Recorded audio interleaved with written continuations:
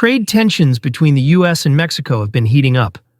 When President Donald Trump slapped steep tariffs on Mexican imports, President Claudia Sheinbaum didn't hesitate to push back. This standoff has put the economy on shaky ground, with the auto industry caught right in the middle. Both nations are facing serious economic ripples and growing diplomatic strain, and with tariffs temporarily on hold until April 2nd, the big question remains: can they find common ground for a mutual win, or is this just the calm before an all-out trade war? Let's map out how this high-stakes standoff took shape, the key power plays from both sides, and what it all means for the future of U.S.-Mexico relations. This is Mexico's President Claudia Sheinbaum, the most powerful woman in the world. Well, that's what many are wondering after she faced off with U.S. President Trump over his plan to put tariffs on Mexican goods. And we know that the next coming weeks will be crucial to determine whether this exemption will be a temporary pause or it can actually lead to a resolution and avoid a full economic clash between our two countries. Origins of the U.S.-Mexico trade dispute. This trade war didn't come out of nowhere. It started taking root during Trump's 2024 re-election campaign when he promised to shield American industries with heavy tariffs on foreign imports. And in February 2025, he followed through, hitting all goods from Mexico and Canada with a 25% tariff and adding a 10% tariff on Chinese imports. His mission? Boost domestic manufacturing and crack down on border security. But Mexico wasn't just going to sit back and take the hit. With over 80% of its exports flowing to the U.S., and nearly 27% of that tied to the auto industry, the stakes were sky high. As soon as the tariffs landed, automakers sounded the alarm, warning of soaring production costs, pricier vehicles, and a major blow to North America's competitive edge. President Sheinbaum didn't waste a second. "We will not accept Trump's tariffs. If they come, we will respond in kind," she declared. Mexicans rallied behind her, seeing the tariffs as both an economic threat and a blow to national pride. The battle lines were drawn, with both governments gearing up for a standoff. But this wasn't just about economics. Political strategy and high-stakes diplomacy quickly took center stage. Tactical maneuvers and diplomatic power plays. Sheinbaum has played the tariff crisis with a balance of strength and diplomacy, and politically, it's working in her favor. On March 9th, she took the stage in Mexico City's Zocalo Square, addressing a massive crowd celebrating the temporary pause on U.S. tariffs. Tens of thousands waved Mexican flags, chanting, "Mexico is to be respected," as Sheinbaum proudly declared that dialogue and diplomacy had won the day. The rally followed a tense diplomatic tug-of-war between Sheinbaum and Trump. On March 4th, Trump enforced a 25% tariff on Mexican and Canadian goods, justifying it with concerns over drug trafficking and illegal immigration. Sheinbaum initially threatened countermeasures but took a more strategic, level-headed approach. After a direct call between the two leaders, Trump agreed to pause tariffs on goods covered by the USMCA agreement until April 2nd, a move framed as a nod to Sheinbaum's diplomatic efforts. At the rally, Sheinbaum doubled down on Mexico's commitment to sovereignty and national pride. "We cannot give up our sovereignty or allow foreign governments to dictate our policies," she declared, met with thunderous applause from the crowd. Analysts point out that this strong show of unity has boosted her standing at home, pushing her approval rating past 60%. But despite the temporary truce, the situation remains on shaky ground. Before we dig in further, take a moment to hit that like and subscribe button. It helps us reach more viewers like you. Now let's chart the next course and break down what's coming next. Auto industry and the trade crossfire. The auto industry was one of the first to feel the heat in this trade war.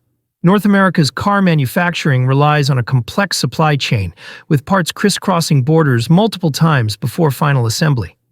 But a 25% tariff on Mexican imports threw a wrench in the system, pushing production costs higher and driving up sticker prices. Ford even warned that models like the F-150 could see price hikes of up to $12,000. GM and Stellantis raised the alarm too, warning that supply chain disruptions could lead to production slowdowns and more outsourcing to other markets. Meanwhile, dealers found themselves stuck in the middle. The looming tariffs forced them to rethink pricing strategies and promotions, with some shipments delayed and others canceled altogether. Suddenly, North America's auto market was on shaky ground, giving Asian and European automakers a prime opportunity to swoop in. Mexican manufacturers weren't spared either. They felt the squeeze as production halts started rippling through the industry. Factories producing critical components were forced to pause operations while U.S. companies scrambled to find alternative suppliers.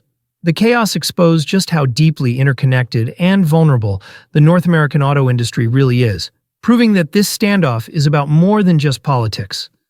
But the fallout didn't stop there. The ripple effects spread fast, triggering even bigger economic consequences. Market shockwaves and economic consequences.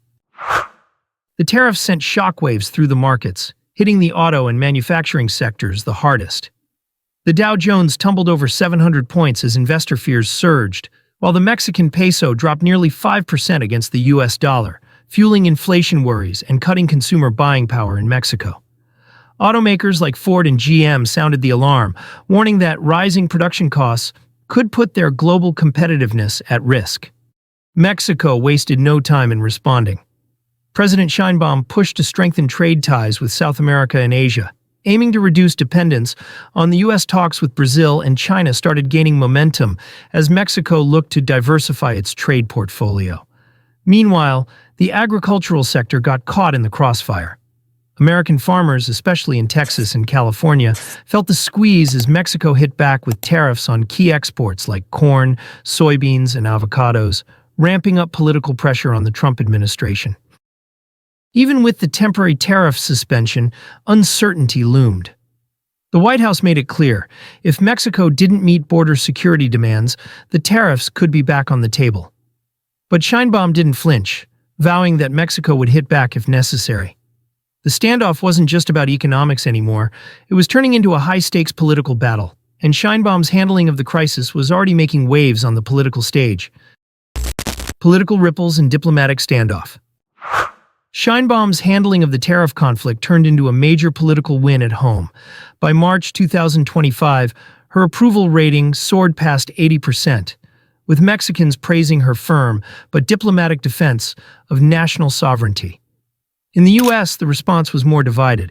Trump's core base, especially hardline immigration supporters, accused him of backtracking on campaign promises. Conservative commentators questioned whether economic pressure had forced Trump's hand, undermining his America First stance. Despite scoring a diplomatic win, the situation was far from settled.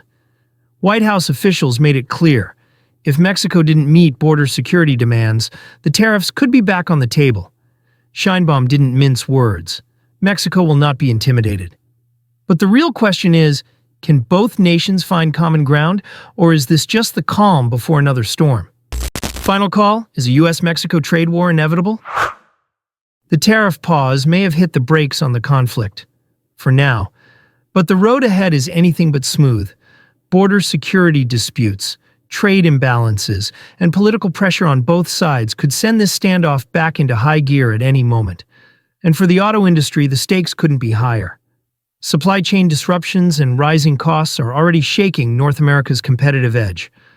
Automakers are sounding the alarm. If this uncertainty drags on, factory shutdowns and job losses could be next.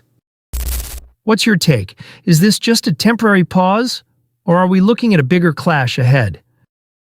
Drop your thoughts in the comments below, and don't forget to subscribe for more updates and deep dives into global politics and trade dynamics.